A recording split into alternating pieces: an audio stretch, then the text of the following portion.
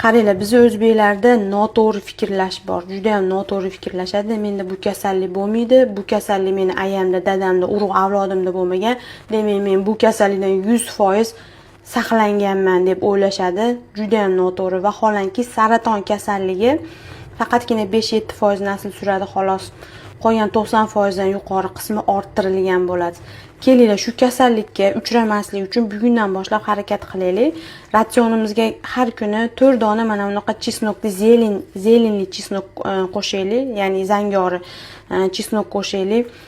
Buni tarkibida alitsin degan moddasi bor. Juda ham mo'shni antioksidant, saraton kasalligiga qarshi kurashadigan, immunitet ko'taradigan, faqatgina saratonga qarshi emas. Buni tarkibidagi alitsin moddasi, demak, hattoki bakteriyalarga qarshi ham kurashadi, immunitetni zo'r oshiradi. Demak, saraton bo'lgan odamlarda esa saratonni metastaz beraverishini, ya'ni tarqab ketishini oldini oladi. Shuning uchun har kuni ratsionimizga 4 dona shunaqa narsa qo'shaylik. Xudo xolasa inshaalloh bu kasallikka uchramaymiz, saraton kasalligiga.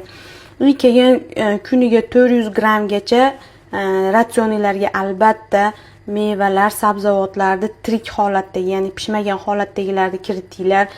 Xudo xolasa inshaalloh nasib qilsa har qanaqa shunaqa gormonal narusheniyalardan qutulasizlar. E'tiborlar uchun rahmat.